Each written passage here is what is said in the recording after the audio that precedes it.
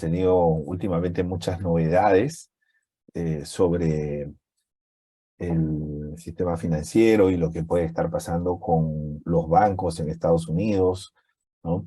Y también lo que puede significar los escenarios futuros para la subida o reducción de tasas o estabilización, ¿no? Lo que sea. Pero lo cierto es que pues el escenario es bastante complejo. Nosotros sabíamos ya, y lo habíamos venido conversando, que esto se iba a tornar difícil, ¿no? Estamos realmente ante una situación insólita, ¿no? Insólita, eh, porque hace mucho tiempo no teníamos en el mundo una situación de inflación con niveles de tasa de interés este, bajos, ¿no? Obviamente eso se tiene que corregir y las tasas de interés llegan a tener una subida. Es decir, digamos, el fenómeno es el incremento de las tasas de interés en un contexto de inflación. Y la otra cosa es la amenaza de recesión también, ¿no? En un contexto en donde el sistema financiero pues tiene tremendos retos, sobre todo los bancos en Estados Unidos. Entonces la pregunta, ya sabemos que las tasas de interés han subido, ya sabemos porque lo hemos visto en otros eventos eh, del Bancaforo, por qué han subido las tasas de interés. Y la gran pregunta es si se prevé que las tasas sigan subiendo, ¿no? Porque en este contexto de subida de tasas aparece una crisis bancaria. O sea, yo sí creo que hay una crisis bancaria, ¿no? Eh, Obviamente cada país tiene su propia realidad, pero si nosotros hablamos en general en el mundo, sí hay una crisis bancaria. No nos olvidemos que de manera resumida podemos decir, venimos de una pandemia, ¿no? Entonces, en una pandemia es lógico que por el deterioro de las economías y el deterioro en los niveles de empleo y en las capacidades de pago de las familias y las empresas, es lógico que ahí el riesgo crediticio haya aumentado. Eso en primer lugar. En segundo lugar, si suben las tasas de interés, eso también afecta la capacidad de servir a la deuda por parte de las familias y las empresas, ¿no? Entonces, eso también impacta el riesgo crediticio. Por otro lado, eh, en tercer lugar, hay un riesgo de mercado, ¿no? Si las tasas de interés suben, los precios de los instrumentos de renta fija caen.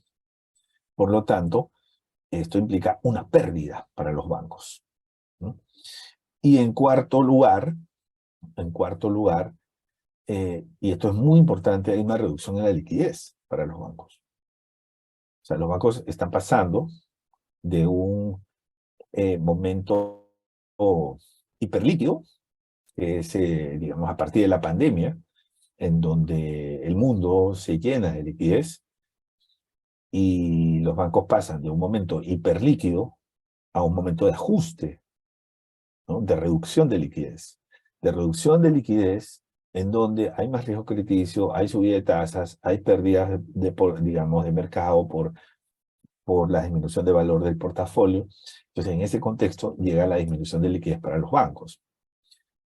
Sabemos que han quebrado 3 bancos en Estados Unidos en el último año, y esos 3 bancos representan 3 de las 4 quiebras más grandes que ha tenido Estados Unidos. Es decir, en un periodo corto de 3 meses han quebrado o se han producido 3 de las 4 quiebras más grandes de toda la historia de Estados Unidos. ¿Cómo no vamos a pensar que hay una crisis bancaria? O sea, por supuesto que sí. ¿Que vendrán más bancos? Yo creo que sí. Yo creo que es altamente probable que venga una mayor quiebra de bancos, sobre todo en Estados Unidos, ¿no? Estados Unidos relajó un poco sus prácticas regulatorias. Y bueno, aquí vemos las consecuencias. Entonces, eh, y Estados Unidos fue el que lideró en el mundo la inyección de liquidez a los mercados. probablemente con buena intención, pero de una manera demasiado agresiva, que terminó siendo contraproducente. Muy bien, entonces vamos a dar inicio.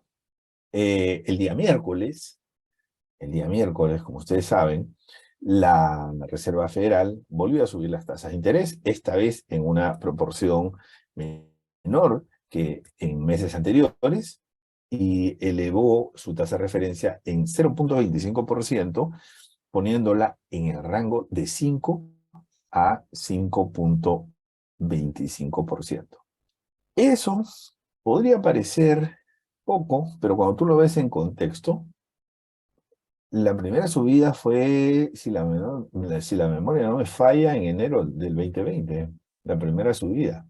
Pero antes de eso, o sea, cuando comenzamos el año, perdón, el año 20, enero de 2022, cuando comenzamos el año 2022, la tasa de interés de referencia estaba entre 0 y 0,25%.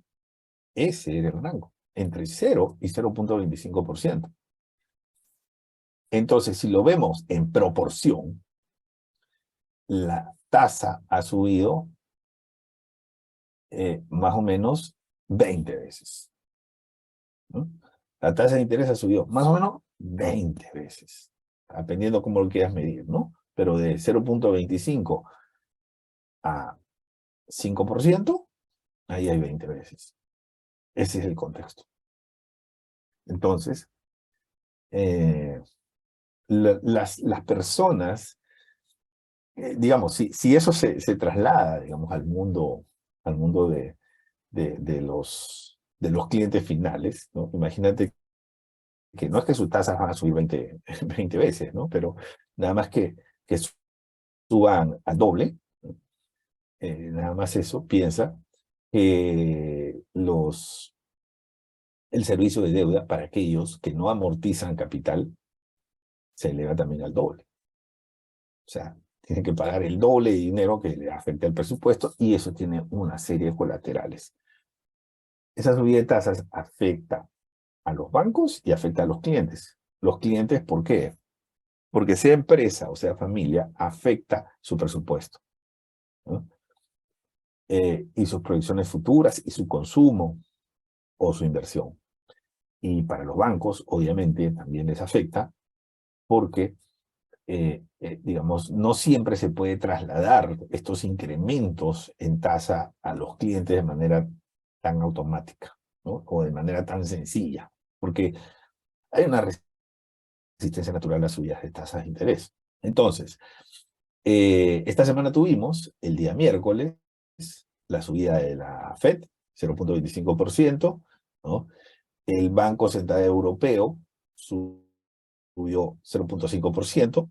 En ambos casos, esto fue el día jueves, ayer, y en ambos casos, las subidas ubican a las tasas de referencia de los bancos centrales en los niveles más altos de los últimos 15 años. ¿Okay? Muy bien. Entonces, por aquí yo les pongo 9 elementos importantes que tienen que ver y que tenemos que poner o a mí me gustaría monitorear, ¿no? Obviamente hay muchos más, pero he querido resumir en 9, ¿no? ¿Y qué les parece si seguimos esta secuencia del 1 hasta el 9? Entonces, primero, el circulante de dinero. O sea, todo este fenómeno, a mí me parece que el sistema financiero está enfermo, ¿no? Y toda esa enfermedad surge con digamos, con un mayor circulante de dinero, ¿no? Como ya hemos visto en otros bancaforos, la Reserva Federal decide aumentar la base monetaria, es decir, el circulante de dinero, en niveles desproporcionados, porque la cantidad de dinero que circula en una economía debe aumentar en la misma proporción que la economía, ¿no? Y las economías crecen 2, 3, 5% por año, entonces en esa proporción. Pero en un par de años, esa cantidad de dinero se duplicó. O sea, 100% de incremento en 2 años prácticamente, que fue 2020 y 2021. Como consecuencia de eso, ¿no? En esos 2 años hubo una mayor liquidez. Esa mayor liquidez, que es el punto 2 que ustedes ven en este gráfico, llevó a que las personas y las familias consuman más, compren más, pero también llevó a que los bancos presten más, ¿no? Y no necesariamente con políticas conservadoras. ¿Okay? No voy a decir que pasó en todos los bancos, pero en muchos bancos se relajaron las políticas porque los niveles de liquidez habían crecido y habían oportunidades de negocio. Entonces, y luego viene el número 3, que es la inflación. Estados Unidos superó el 9% en el año 2021. Estuvo cerca de llegar al doble dígito, cerca de llegar al 10%. Y entonces, en ese momento, todos nos alarmamos, ¿no? Encima de todo, pues llega la crisis geopolítica, la invasión de Rusia a Ucrania, ¿no? El precio del petróleo se eleva considerablemente, llega toda una crisis y entonces le ponemos el ojo a la inflación, los bancos centrales priorizan y deciden irse al punto 5. Antes de esto, la mayor liquidez llevó al punto 3, que es un incremento en la inflación a niveles récords, los mayores de los últimos 20 años, 30 años, y también a menores tasas de interés, ¿no? Tuvimos las tasas más bajas de la historia reciente, ¿no?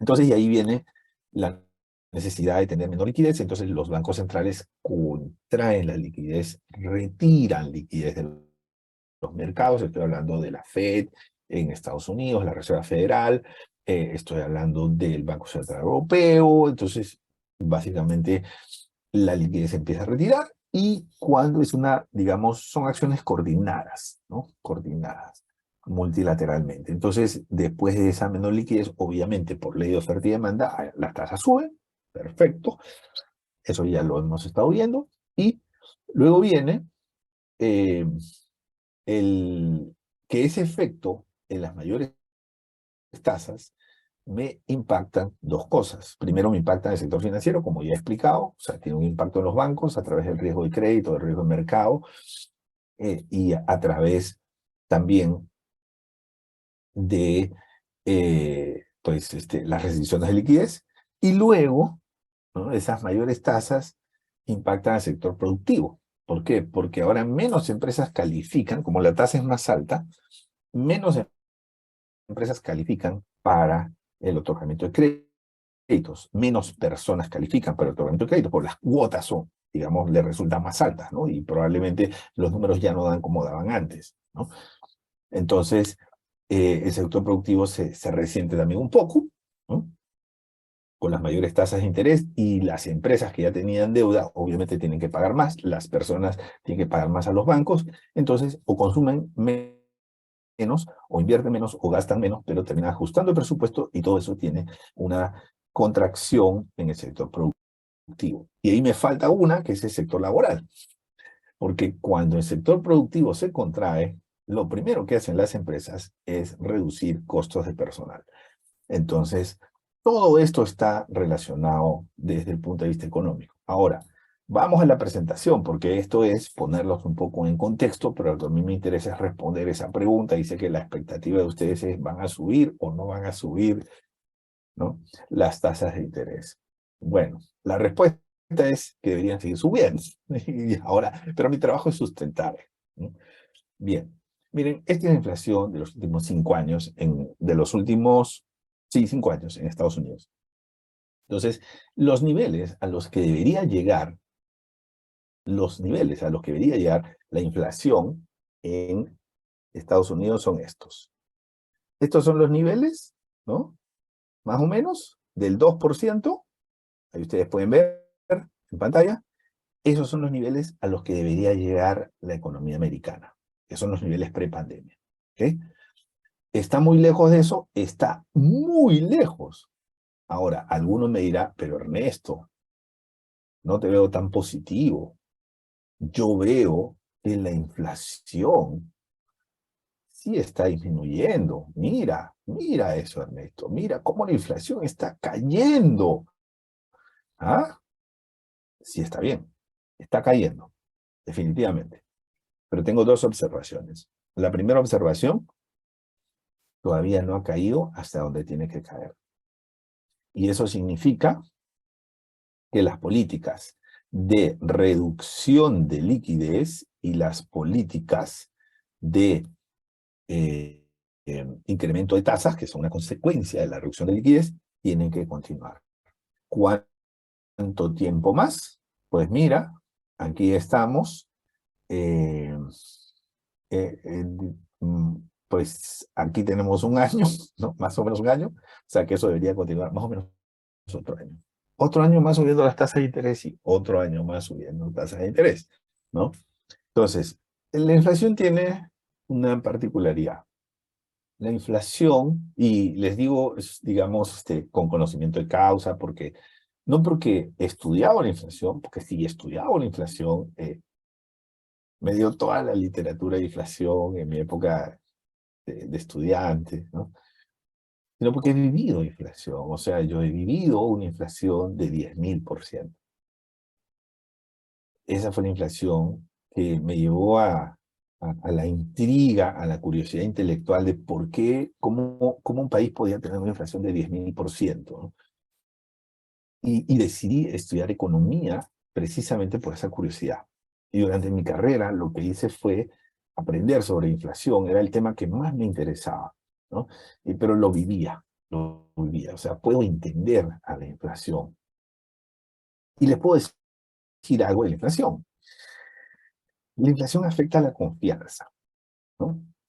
Entonces, ¿por qué? Porque la inflación genera una sensación que cada vez tienes menos dinero. Realmente puede que tengas la misma cantidad de dinero o de repente hasta más dinero, pero cada vez te alcanza para menos, ¿no? Entonces, te da la sensación como si cada vez tuvieras menos dinero, como si tu quincena se estuviera reduciendo mes a mes, quincena a quincena recibes menos, como si te estuvieran encogiendo el salario, ¿no? Esa es la sensación que te da la inflación y eso genera desconfianza. O sea, aquí nos vamos, la economía es una ciencia social, entonces tenemos que irnos a la, digamos, interpretación de la psicología social, ¿no? Bueno, entonces la gente tiene desconfianza y esa desconfianza genera una actitud digamos, de defensa frente al fenómeno de la inflación y hace que los productores, antes de que llegue la inflación, tiendan a subir los precios, ¿no?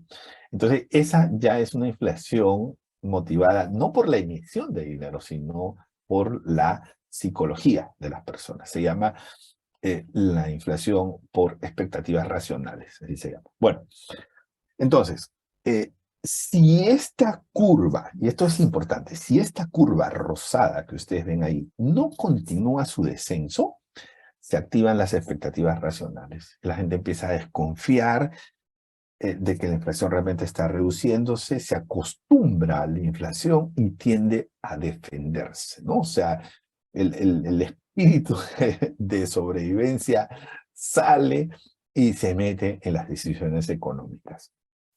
Entonces, eh, por eso eh, yo creo que lo más recomendable es que las, el tratamiento de la inflación, porque para mí esto es una enfermedad, continúe con las medidas aún dolorosas y aún costosas, continúen hasta que se pueda reducir la inflación al 2% y después de que se ha reducido la inflación al 2%, se va a curar de la enfermedad el sistema económico y se va a recuperar la confianza, que es muy importante para que, digamos, todo el engranaje del sistema económico funcione.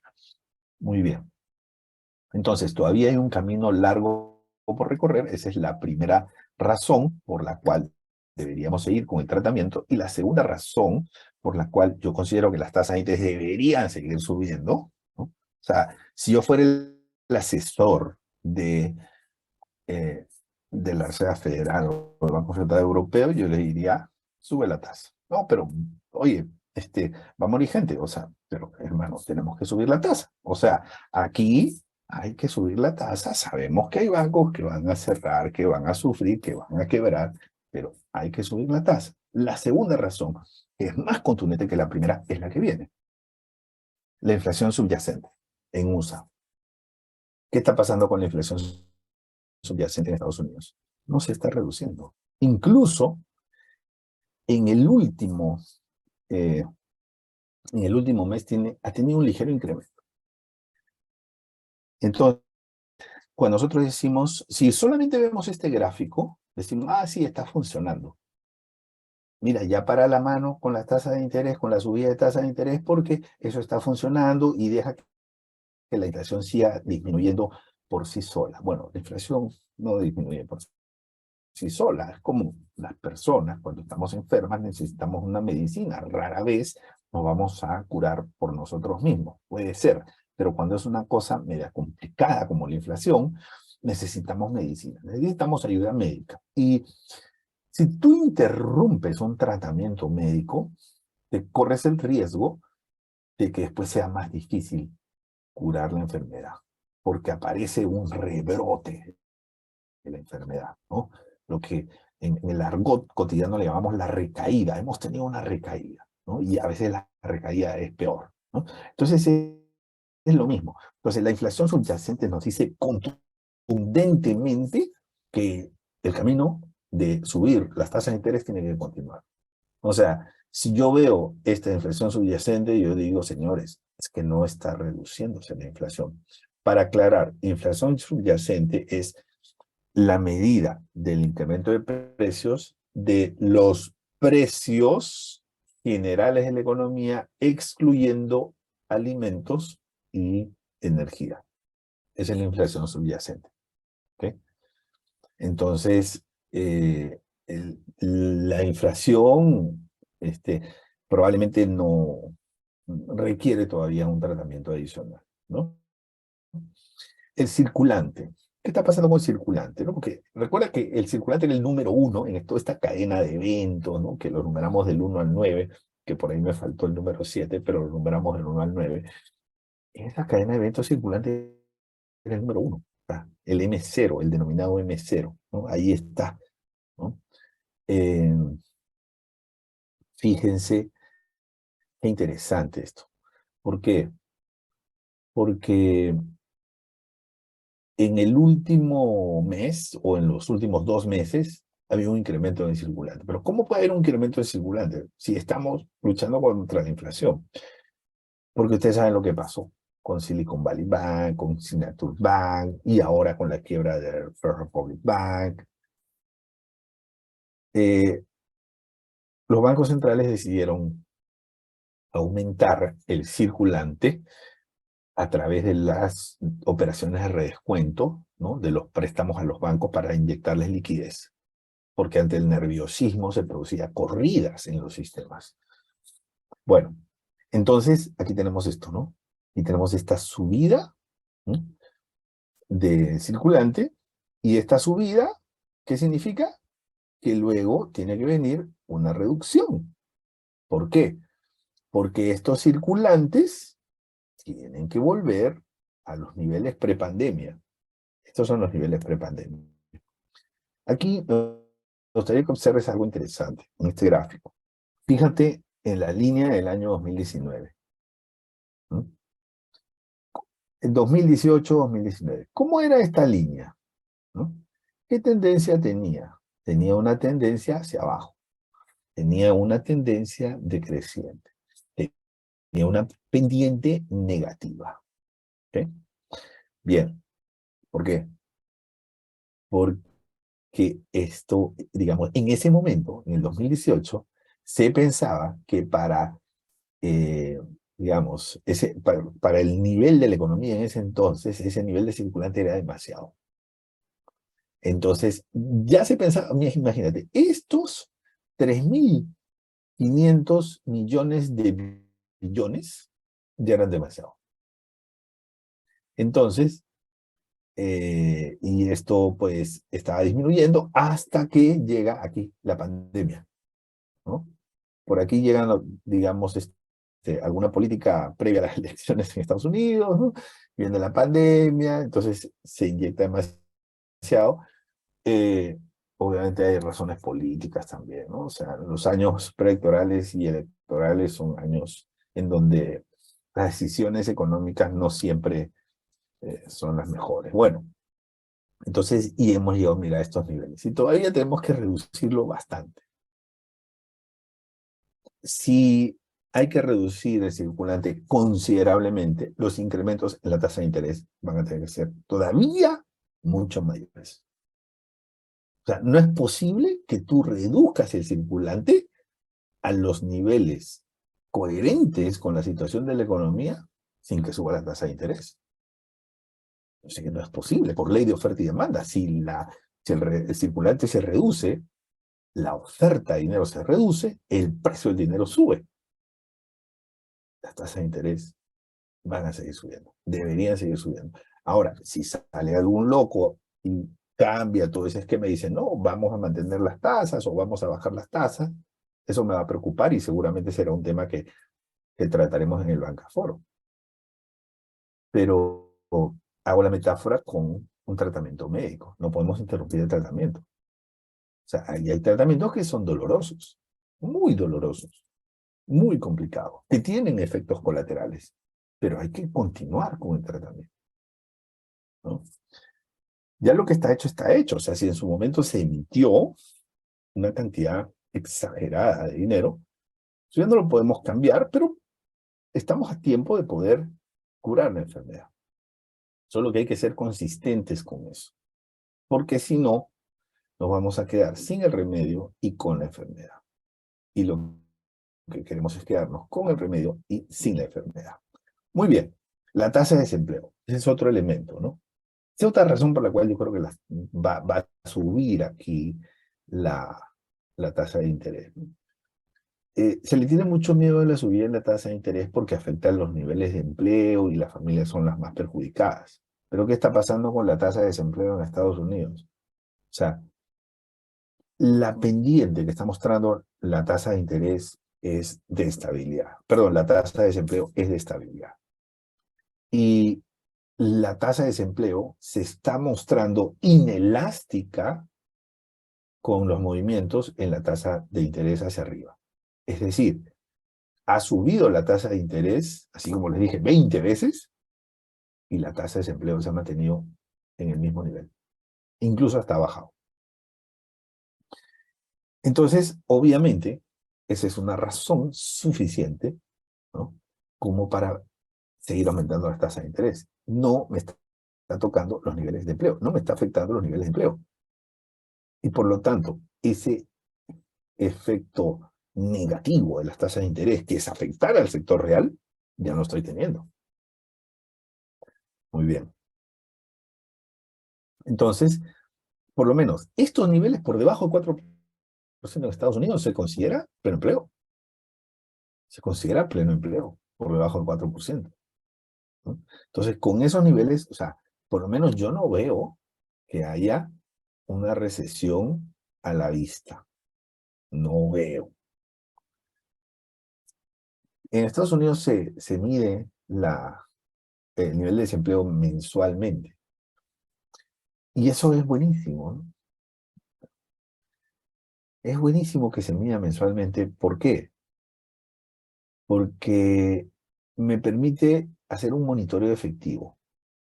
Es decir, yo les digo con toda franqueza, no me preocupa los niveles de desempleo porque se mantienen por debajo del 4%. Si sube la tasa de interés, no creo que eso va a afectar considerablemente los niveles de desempleo. Muy bien. Pero si hacemos un monitoreo mensual y encontramos que en 3 meses consecutivos la tasa de desempleo empieza a subir, ahí me voy a comenzar a preocupar y ahí los voy a convocar a un bancaforo y les voy a decir, vamos a tratar este tema. Mira, aquí puede pasar esto, ¿no? O sea, estamos viendo una posible recesión con 3 meses consecutivos de incremento. ¿no? 3 meses consecutivos de incremento. Pero eso no es lo que estoy viendo, ¿no? Entonces, eso significa que hay razones, hay menos razones negativas para subir la tasa de interés. Por lo tanto, hay más razones para poder sustentar subidas en la tasa de interés. Ahora, obviamente, por lo que está pasando en el sistema bancario, pues no van a subir, no van a hacer subidas de 0,5 o de 0,75 como se ha hecho anteriormente. Lo más probable, considero yo, es que sean subidas de 0,25, como fue la de esta semana. Salvo Europa, que está un poquito más atrasada, ¿no? Pero igual Europa creo que va a terminar homologándose con Estados Unidos, ¿no? Entonces las tasas de interés van a seguir subiendo. Este es el nivel de tasa de interés eh, a nivel interbancario, ¿no? A nivel de tasas interbancarias en Estados Unidos. Esto está en 5,33% al día de hoy. 5,33% es la tasa de interés anual entre bancos, por préstamos de corto plazo entre bancos, ¿no? Entonces, obviamente, pues esto genera elementos en donde uno piensa que esta tendencia va a continuar. Hay una tendencia clara, hay un punto aquí, fíjense, eh, de hay un zigzagueo, ¿no? En el mes de marzo, más o menos marzo-abril, y eso se debe básicamente a lo que pasó con el Signature Bank y pues toda la crisis que en su momento también tratamos en el Bancaforo, ¿eh? Pero ¿qué debería pasar con esta curva? Que debería seguir subiendo. Eso es lo que a mí me parece. Eso, pues, no puedo dejar de comentar que eso va a traer también consecuencias. Y como les dije, cuando las tasas de interés suben, ¿no? Nosotros que somos clientes de los bancos, sufrimos porque le vemos más, ¿no? Tenemos que pagar más dinero, tenemos menos presupuesto para nosotros, nuestro ingreso disponible se reduce, pero los bancos también sufren con esto. Los bancos sufren un mayor riesgo de crédito, los bancos sufren un riesgo de mercado, los bancos sufren restricciones de liquidez y también algo importante que es el riesgo de reputación, porque cuando los bancos y las entidades financieras suben las tasas de interés a sus clientes, la relación, ¿no? Banco-usuario, quieras o no, se termina afectando, ¿no? O sea, a cualquier cliente le molesta que le suban la tasa, sobre todo porque como hemos atravesado un megaciclo de tasas bajas, los clientes estamos acostumbrados a que no nos suban las tasas. Y ahora nos empiezan a subir las tasas. Y la forma como los bancos suben las tasas, ¿no? Puede ser la más apropiada, que es subirla gradualmente, ¿no? Puntos, ¿no? De un punto en un punto, pero necesariamente tienen que ser, digamos, escalonadas y graduales, porque así se está dando, así la Fed está subiendo y estas tasas de interés interbancarias y todas las tasas del mundo están subiendo gradualmente. Entonces, obviamente vamos a tener clientes que dicen, otra vez nos están subiendo las tasas, pero si el mes pasado ya no subieron, otra vez. Y el mes siguiente, y otra vez, ¿no? Y dentro de 3 meses, pero otra vez, pero no puede ser. Entonces, y eso, pues, desafortunadamente, termina afectando la relación, la relación usuario, ¿no? O deudor-banco, ¿no? O sea, eso es algo que sin duda, eh, y eso a su vez, ustedes saben que como en el negocio bancario y en todos los negocios, las relaciones son muy importantes. Entonces, indudablemente, hay un efecto también de riesgo de reputación y de afectación a la confianza, más por percepción, ¿no? Más por percepción de los usuarios, pero que requiere ser gestionado. Sí, y se puede gestionar, ¿no? Muy bien. Entonces, finalmente, no nos olvidemos que estamos en una crisis bancaria, o sea, yo sí creo, si alguien no cree que estamos en crisis bancaria, yo respeto su opinión, pero mira estas tres quiebras, ¿no? Estas tres quiebras, ¿no? 2023, la segunda quiebra más importante, 2023, la tercera quiebra más importante de Banco de Estados Unidos, 2023, ¿no? Y eso que 2023 está, todavía no hemos llegado ni a la mitad de año, ¿no? Y ya se han producido las tres, o sea, tres de las cuatro quiebras más grandes de bancos en Estados Unidos, de toda la historia, ¿no? Entonces, ¿qué creo yo? Pues que eso va a seguir ocurriendo, lamentablemente, o sea, que va a haber más bancos que van a quebrar, ¿no? Porque los bancos, a ver, ¿cuál es el problema que actualmente tiene la banca en Estados Unidos y pues incluso la banca en otros países, ¿no? Es un problema de liquidez o de solvencia, es un problema de solvencia. O sea, la solvencia, para explicarlo en términos sencillos, es el patrimonio y los recursos propios con que se cuenta respecto de los riesgos que se asumen. Esa es la solvencia. Los recursos propios respecto de los riesgos asumidos. ¿Y qué ha pasado con los bancos en Estados Unidos? Han asumido demasiado riesgo, ¿no? Sobre todo riesgo de crédito. Entonces, porque tuvieron un exceso de liquidez, porque relajaron sus políticas, porque pues además la supervisión bancaria se relajó y esa es una realidad, porque vivimos una época de mucha innovación, de disrupción que generó nuevos negocios que después no fueron tan buenos. Entonces, los bancos aumentaron, estoy hablando en general, ¿no? Su nivel de riesgo, sobre todo el riesgo de crédito, ¿no? Y ahora con la subida de tasas tienen además otros riesgos. Entonces la solvencia se ha afectado. Ahora, si en un contexto de baja solvencia, encima los bancos tienen problemas de liquidez, entonces el riesgo de liquidez va a ser un detonante, ¿no? En que se acelere la desconfianza en el banco y lo puede llevar a la quiebra, ¿no? O sea, pero para mí el gran problema no es de liquidez, es de solvencia. Porque si tú tienes una buena solvencia, si un banco tiene una buena solvencia y tiene problemas de liquidez, siempre va a tener alguien que le diga, yo te presto, ¿no? Y seguramente te pedirá unas garantías, seguramente, ¿no? Pero garantías de cartera, ¿no? Pero eso se da cuando el banco tiene solvencia. Cuando el banco no tiene solvencia, un problema de liquidez lo pone en aprietos, pero no hay quien lo salve.